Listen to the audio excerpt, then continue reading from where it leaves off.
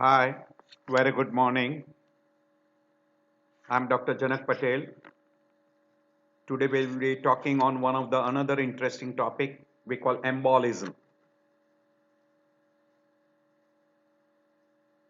Embolism can occur from artery into systemic and from vein into pulmonary. So we'll be talking on the two aspects together.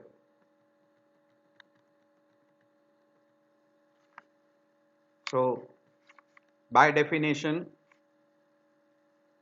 emboli are solid or maybe fluid state or maybe gaseous material or maybe a foreign body which is carried by a bloodstream from the site of origin or entry into circulation to a site distant from its sites of origin. And because of this embolism, it will produce obstruction of a vessel by an abnormal mass transported from the different site by circulation. So embolus can be solid, liquid, gas, or maybe a infected material or maybe a foreign body. 99% of all emboli are usually from a thrombus, hence it is called thromboembolism. So thrombus we already discussed before, but we are repeating again. It is an aggregation of a blood factors, mainly platelet and fibrin, which entraps the other cellular elements like RBC, etc., and causing a vascular obstruction at the point of formation. And it is attached to either arterial wall or a venous wall or heart endocardium. While process of formation of a clot, we call that as a thrombosis, which is within the vascular tree. And from that thrombus, if you get a dislodgement, and that dislodged particle we call embolism, and combination of thrombus formation leading to embolism is called thromboembolism. So by and large, the major way of embolism is from thrombus. So it is called thromboembolism, and it is mainly blood clot. Liquid can be fat material, bone marrow material, amniotic fluid, while solid can be cancer cells, pus cells, foreign body, parasites, tissue fragments, etc.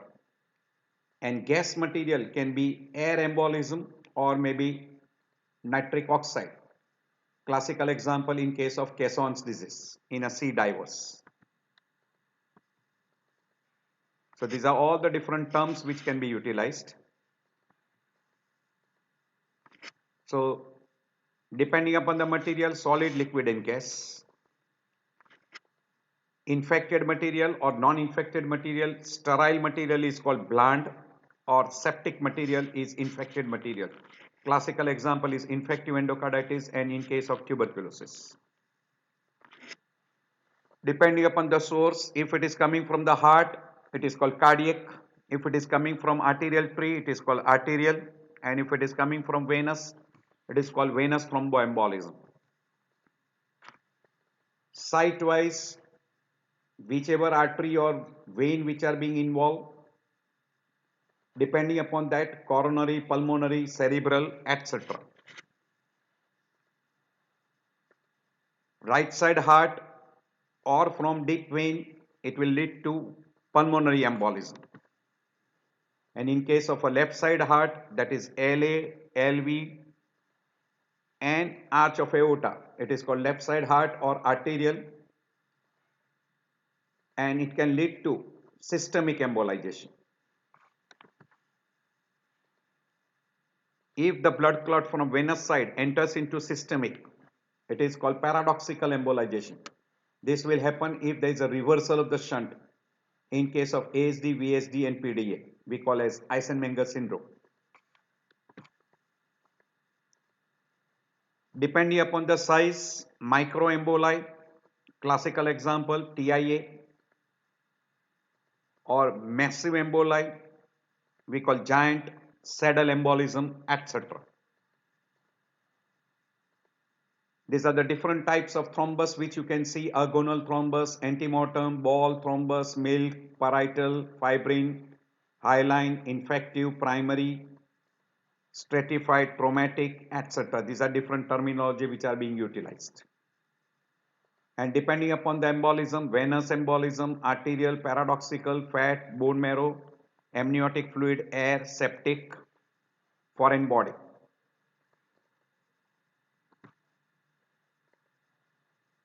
These are all the different terms, again similar way: thromboembolism, pulmonary embolism, air embolism, amniotic fluid, fat embolism, coronary embolism, paradoxical embolization or cross embolism, direct embolism, bland embolism,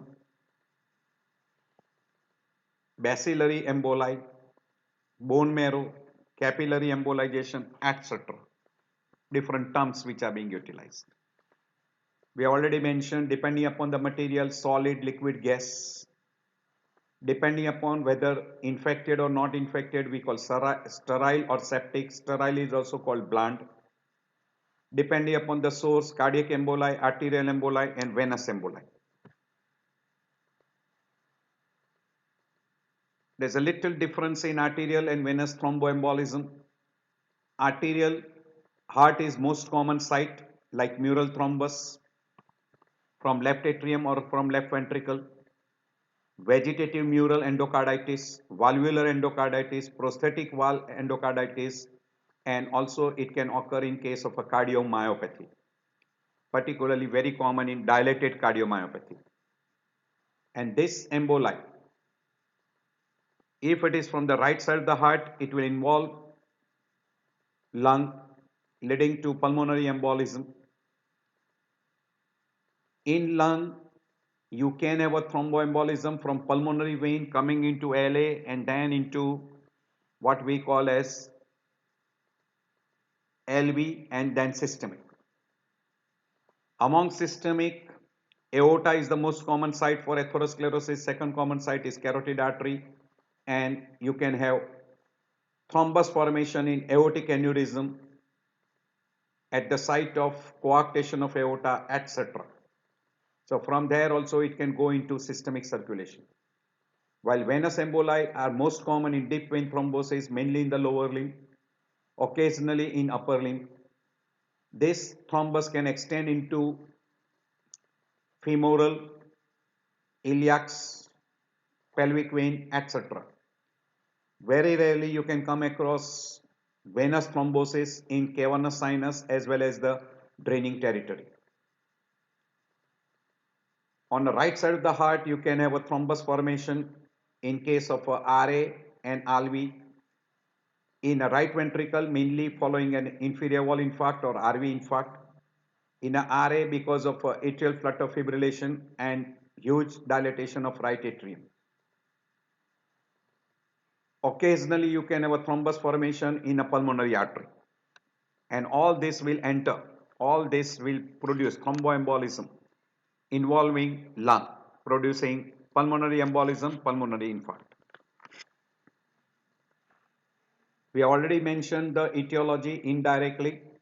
The most common is blood clot, which will be accounting for nearly 80 to 90% of thromboembolism. Rare form of embolus can be infected material like miliary tuberculosis or from pus or infective endocarditis. Fat droplets very frequently when the person is operated for surgery on liver, breast, in an obese person, abdominal surgery, or fracture bones, etc. Nitrogen embolism will be classical in case of Caisson's disease. In a sea diver, when they come up very fast, it will produce nitrogen embolism. Air embolism will very frequently occur if a person is operated on a neck surgery or on a lung or in case of a tension pneumothorax, etc. Cholesterol embolism is rather not very common. It will be because of atherosclerotic diabetic material. Tumor fragments can produce embolism leading to secondary metastasis. Common parasites like hydatid cyst, cysticercosis, etc. can also produce thromboembolism. Amniotic fluid will be very common in a postpartum period or during delivery. Bone marrow material can also produce thromboembolism when a person is operated on a long bones. And foreign body, commonly like tips of catheters, etc., usually following catheterization.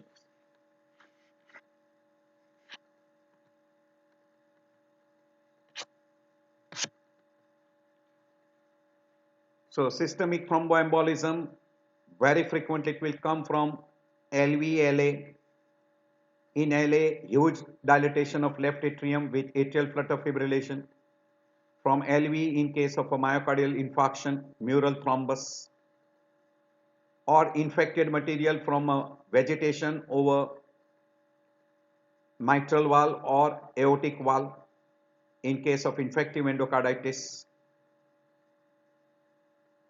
It may form a thrombus in case of a aortic aneurysm or ulcerated atherosclerotic plaque, etc., and that can produce thromboembolism. And we have told you that very rarely it can produce paradoxical embolization through interventricular septum defect or VSD, when the blood can flow very easily from LV into RV and can produce systemic embolization, or because of ASD and PD. So 80% of the time it is a mural thrombus from the heart, and in rest of the thing from aorta like aortic stenosis, aneurysm, etc. The most common site of an arterial embolization will be in a lower extremity almost in 75% of the case, and in cerebrovascular territory in 10% of the case, and remaining can be in mesenteric arteries, renal artery, splenic artery, and artery involving upper extremities. Not common. Non-thrombotic pulmonary embolism is very commonly in septic embolization, particularly in a drug addicts, catheters which are introduced for a longer period, pacemaker wire, and septic thrombophlebitis. Intravascular foreign body embolization is rare, but it can be because of broken catheter, guide wires, or vena cava filters. Fat embolization is very commonly following a crush injury involving long bones, that is traumatic injury. Air embolization can occur because of introduction of air via venous system while giving IV transfusion. Amniotic fluid rarely can occur, but incidence is 1 in 8,000, and there is a high and fetal mortality, high maternal as well as fetal mortality. Absolutely rare talc embolism during surgical interventions. We have already told you that pulmonary embolism will be very common from the right side of the heart, like RVMI, inferior wall MI, which will produce mural thrombus in the right ventricle, and from the right atrium because of atrial flutter fibrillation and big dilatation of RA, classical example like ASD. Tumor emboli can easily occur from tumor into the venous system and then via RA-RV into pulmonary. So lung metastasis will be very common in abdominal organ viscera malignancy.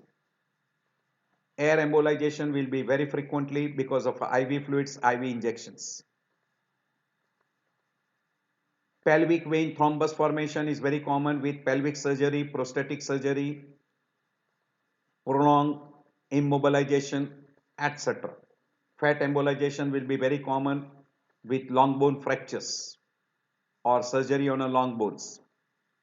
And deep vein thrombosis can also end up with pulmonary embolism, and that will give rise to pulmonary infarcts. Fat embolization is common with the long bone fractures, soft tissue traumas, particularly in obese individual, extensive burns, parenteral lipid infusion, sickle cell crisis, once in a while in case of acute pancreatitis, person who is undergoing liposuction for obesity, and very rarely in a case of a decompression sickness. Air embolization can be from two sites, from venous sites or from arterial sites. More common from venous site when a person is undergoing surgery on a head and neck surgery and traumatic injury. In obstetrical operation, traumatic surgery operation, intravenous infusions of blood and fluid, and also during angiographies. Arterial embolization will be very common when a person is doing surgery on a lung, or paradoxical air embolization can occur and during arteriography, that is arterial embolization. Amniotic fluid will be very common when the amniotic fluid ruptures into uterine vein and amniotic fluid enters into uterine veins. It is uncommon complications very frequently during delivery, and because of amniotic fluid embolization, it will involve very frequently lung, producing severe dyspnea, cyanosis, and hypotension with shock stage. And because of severe hypoxia, person can get seizures and person can be unconscious. Usually they will end up with what we call as an ARDS and acute pulmonary edema, and even DIC can occur as a complication because of amniotic fluid embolization. What happens to that embolus? Embolus will block the small blood vessels. There will be complete occlusion. This embolus can get dissolved by thrombolytic process, which is because of plasmin system, or that thrombus can get organized or can get recanalized. By and large, the source is from cardiac or arterial, we call as a cardiovascular embolization. If it is from cardiac, we call cardiac thromboembolism, and from artery, we call arterial thromboembolism. Cardiac can be infective material, but arterial by and large is always a blood clot. Venous will usually go into lung. So venous will usually give rise to pulmonary embolism. Very rarely, because of presence of reversal of the shunt, it can give rise to what we call as paradoxical embolization. Very rare, not common. We already told you that left side heart, that is LA, RV, LA, LV, and arch of aorta will give rise to systemic embolization. RA, RV, deep vein thrombosis will usually give rise to pulmonary embolism. Paradoxical embolization will be rare because of when a embolus enters into RARV,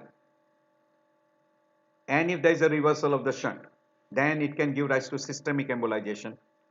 But in case of an left side embolus, in presence of ASD, VSD, and PDA, it can give rise to from LA it can enter into RA, and from LV it can enter into RV in presence of VSD, and from LA into RA in presence of ASD, and also from aorta it can enter into pulmonary artery in case of PDA. Because of occlusion, it will produce severe ischemia, and if that persists for a longer period, it can produce death of a cell we call infarction and gangrene. If it is infected material, after that gangrene, it can give rise to infection of that necrosed tissue, infection in that necrosed tissue, leading to abscess and infections. while a sterile embolus will usually not end up with a abscess formation.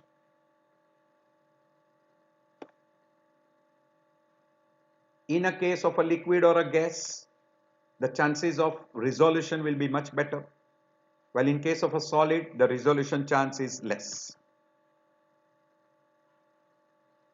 In a case of a pus, we have already mentioned that person can end up with an abscess formation. In a case of a cancer cells, it will result into secondary metastasis. In case of parasites, it will result into metastasis of a parasitic tissue into a distal organs or distal sites, and at that area there will be development of the parasites. While in a case of a fat, usually it will involve lung or maybe involving even brain and other areas. Usually microemboli will give rise to involvement of a microcirculations, maybe asymptomatic, but in a case of a massive embolus or a giant embolus like saddle embolization, it can involve a big size artery and that can produce large area of involvement. Occasionally, multiple microemboli can involve multiple small blood vessels, leading to a major damage. We know this particular, we already discussed this in the previous chapters, that thrombus formation will be very commonly because of endothelial injury or because of hypercoagulability or stasis, or we call abnormal blood flow. It will occur on both sides, right side as well as left side, arterial as well as venous. This Virchow's triad holds true. By and large, the thrombus will undergo propagation or embolization or dissolution, or we call recanalization. We have discussed in a chapter of thrombosis. So either of these things will happen. So embolus can be micro, we call small size, or a massive large size. With classical example, one of the example of a large size is saddle embolism, or it can involve a big vessels like aortoiliac vessels leading to Laris syndromes, or paradoxical embolization if there is a congenital defect like ASD, VSD and PD. Embolus from systemic vein or right side of the heart will end up into lung, and from left side of the heart or main arteries to systemic embolization. Emboli from mesenteric vein and portal vein will usually enter into inferior vena cava and from there into right side of the heart. You can have a cross embolization in case of a venous or right side heart in presence of a Eisenmenger, or we call reversal of the shunt. Retrograde embolization is very rare. Paradoxical embolization we already mentioned, or we call cross embolization in arterial as well as venous. Because of occlusion of the vessel, the perfusion is reduced to the distal part, distal to the embolism. Now if it is a slow embolization, by and large it is always sudden onset. If collaterals are developed and if there is a dual blood supply, the damage is less. If there is no dual supply or if there are no development of collaterals, it will end up into infarction. So collateral blood supplies and dual blood supply play a very important role. And the tissue or organ which is being involved, depending upon the vulnerability of those tissue. Some tissue are highly vulnerable like brain, liver, kidney, etc. And it will also depend upon the size of the artery. By and large, the emboli are small size, so they involve a micro blood vessels. But if there is a big size embolus like saddle embolism, it will involve a bigger size vessel, and then it will depend upon the collaterals and dual blood supply. And we already know that because of occlusion there will be ischemia, necrosis, we call that as an infarction. And the most common cause of infarction will occur more on an arterial side rather than a venous side. But in a venous occlusion also, it can give rise to venous gangrene. And depending upon the area of involvement, at the local area you will have a vasospasm, and followed by, depending upon the material, it can give rise to, if it is an infected material, it will result into an abscess. If it is a non-infected material, it will result into an infarction. And if it is containing a malignant cell, secondary metastasis. So infarct development will depend upon the nature of a blood supply, whether there is a dual supply, like lung and liver has got dual supply. If it is an N artery, it will 100% result into a massive damage to that organ like kidney and spleen. It will depend upon the collateral circulations, hypoxia. Certain tissue cannot withstand hypoxia like myocardium, brain, kidney, liver, etc.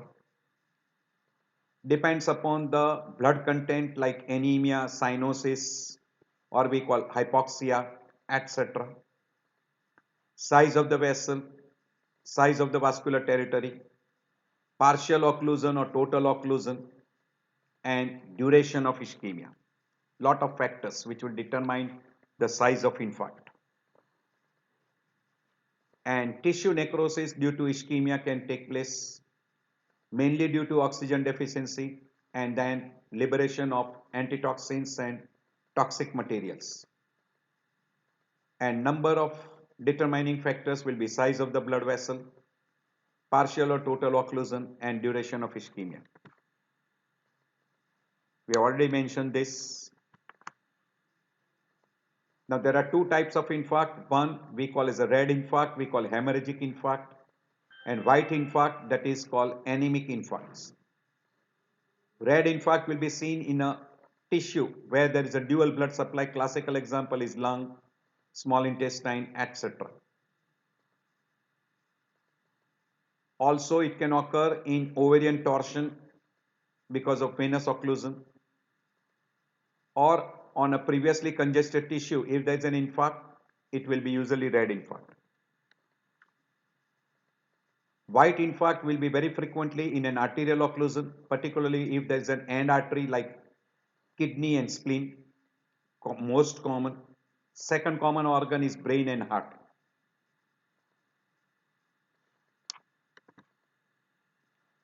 So you can have a red infarct, which we call as a hemorrhagic infarct, or a white infarct. We have already mentioned little idea regarding that. This is classical example of a white infarct in spleen. This is red infarct in a dual blood supply, lung and liver.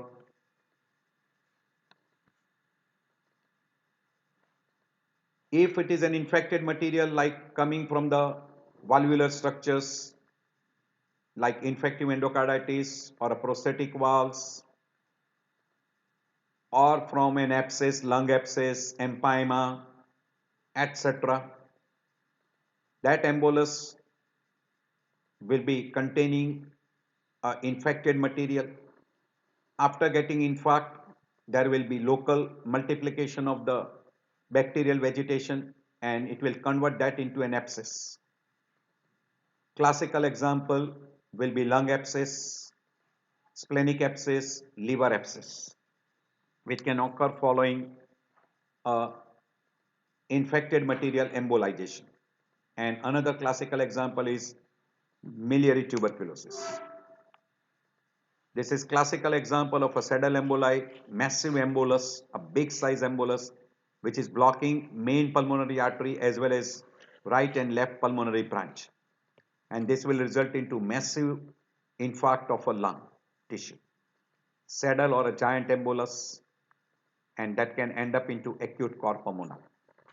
So in a pulmonary thromboembolism, person can end into sudden cardiac death if there is a massive saddle embolism, and that can also produce acute cor pulmonale if person survives.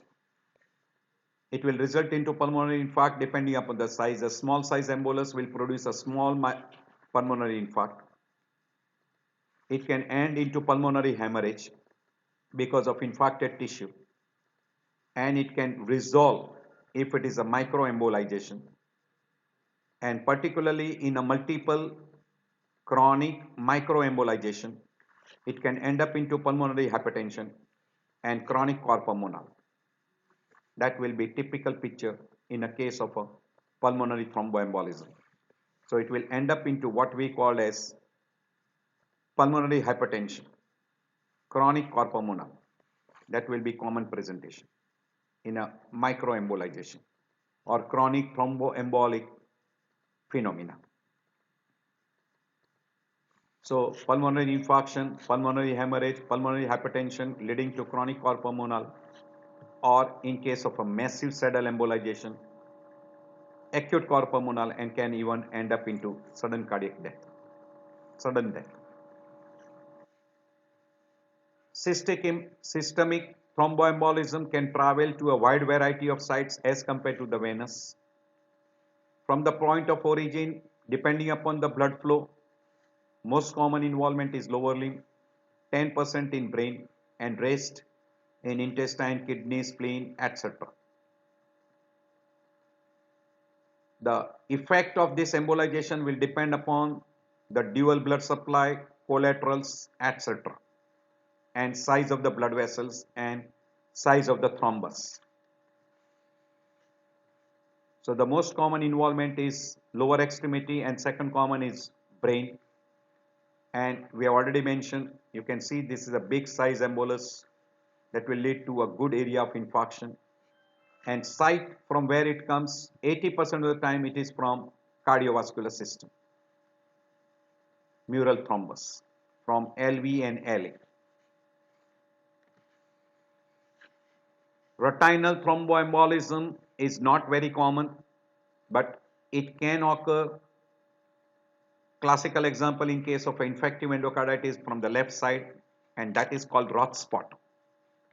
So that is one of the most common. You can have also microemboli leading to involvement of retinal blood vessels.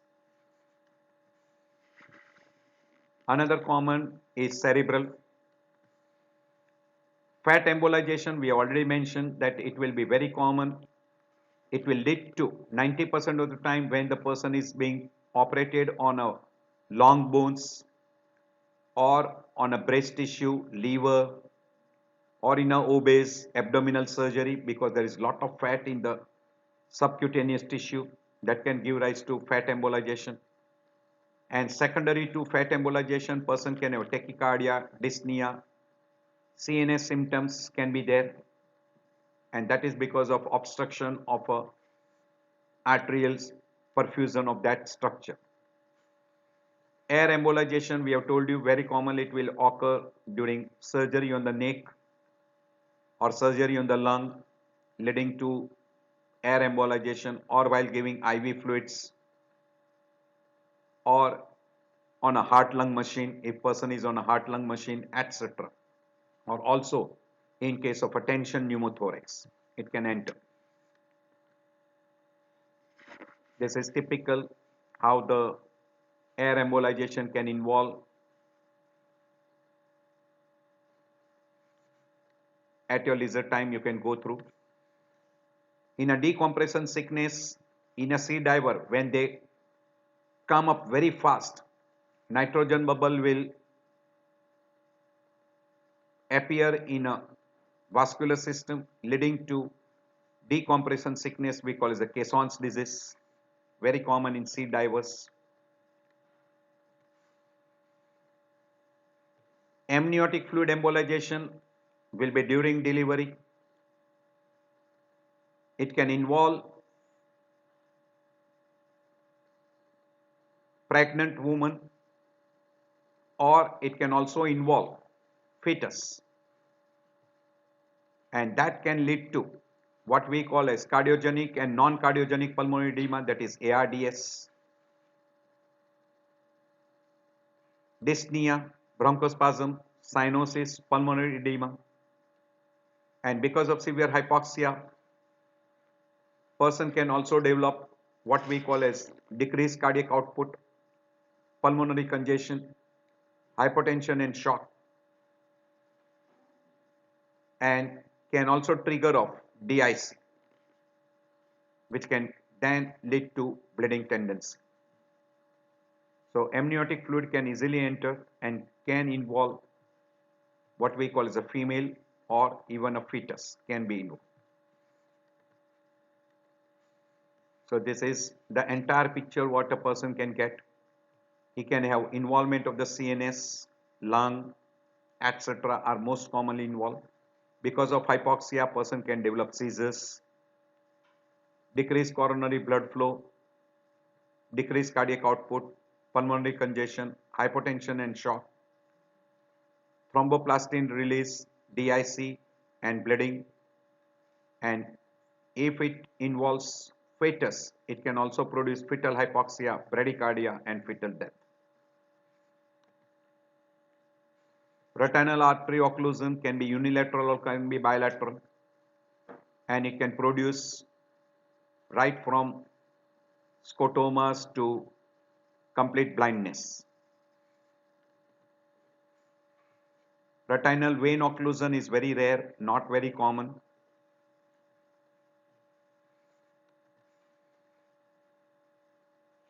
Usually they are microemboli and they can be calcium emboli or cholesterol emboli, and in case of infective endocarditis it can be involving infected material leading to Roth spots. And those emboli can produce amaurosis fugax, that is blindness, visual field defects like scotomas, cranial nerve palsy, retinal vessel occlusions, hypotensive retinopathy, and neovascularization of iris, optic disc, etc. can occur secondary to that. Clinical picture will depend upon all these factors. We already mentioned this and we have discussed before. So clinical picture will depend upon the site of origin, site where it gets occluded or where it produces occlusion.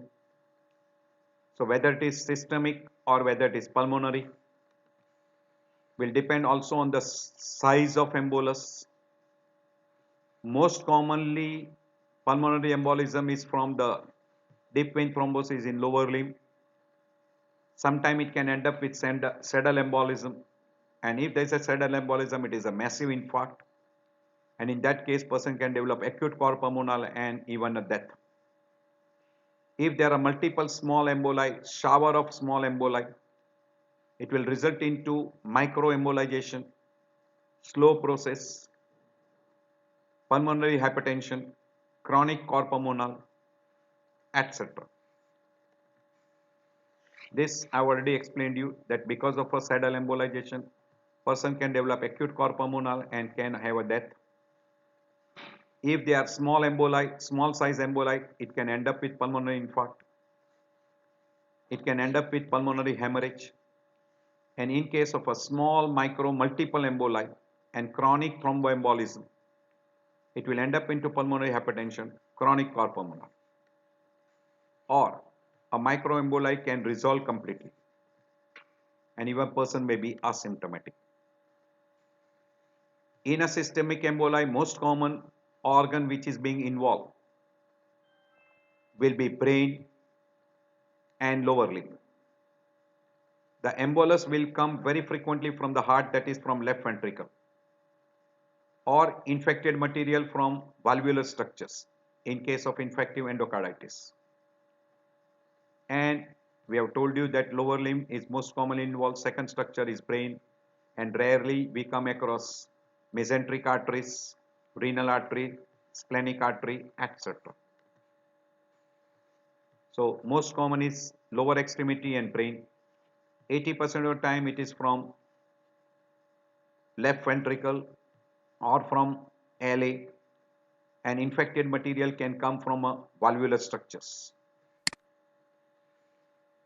Fat embolization, we already told you that they are small size embolus, Very frequently, it will lead to fat embolism syndrome.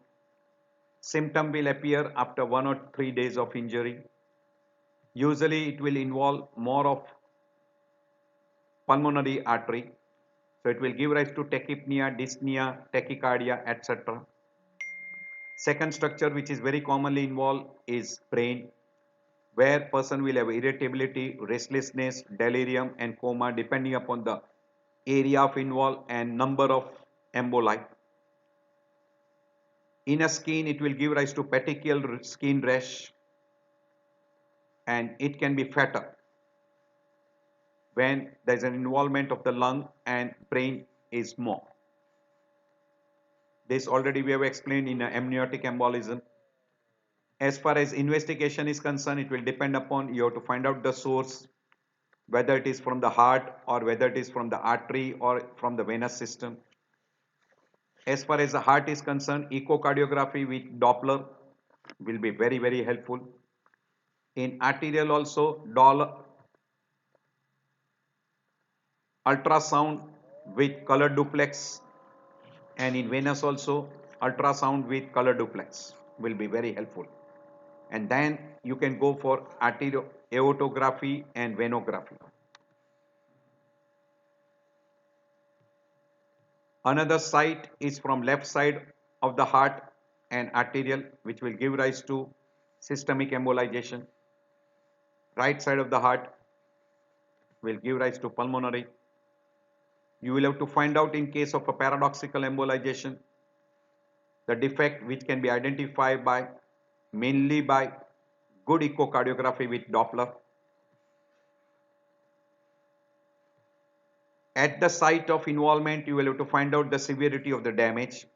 So investigation should be done for that purpose, say like pulmonary angiography, X-ray chest, ECG in case of pulmonary involvement, and in case of systemic involvement depending upon what is being involved. The most common is lower limb, where it can be easily identified by doing a Doppler duplex. As far as laboratory test is concerned, secondary complication because of thromboembolism, particularly in case of a fat embolization, amniotic fluid embolization, etc. Person can end up with DIC, where you will need bleeding time, clotting time, prothrombin time, etc. INR, platelet count should be required in that particular condition to find out DIC, D-dimer, etc. should be done. Management will depend upon size. Usually in case of a massive embolus, it is an acute emergency. In case of a micro, you get some time. We'll have to find out the source, and depending upon the source, the treatment will change partially. So source can be left heart or from right heart. Also, in case of paradoxical also, you will have to simultaneously treat the cardiovascular disease, either reversal of the shunt or because of ASD, VSD and PDA. In case of septic emboli, you will have to cover up with antibiotics. Usually it hardly matters whether it is solid, liquid or gas. Depending upon the etiology, the treatment will change. Depending upon the material, clot, in case of a pus, you will require antibiotic. In case of a metastasis, usually you will have to give anti-cancer drugs, radiotherapy, etc. And in case of parasites, anti-parasitic drugs, those should be given. You will require symptomatic treatment, supportive line of treatment and prevention. That is a basic pillar of treatment in case of thromboembolism. Complication in case of an embolism is because of ischemia, infarction, and will depend upon size. Micro, usually complications are relatively less. Giant will have an acute onset and mortality rate is very high. And in case of micro also depends upon the number. if it is in a very large number, it can give rise to massive damage of the organ.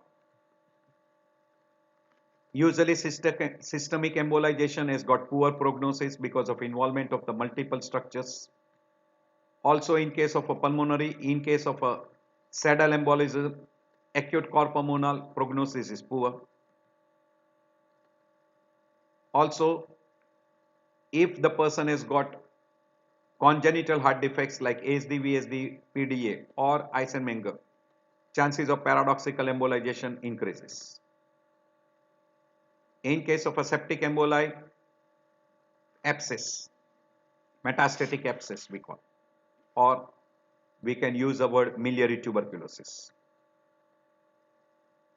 So complication will also depend upon clot, pus.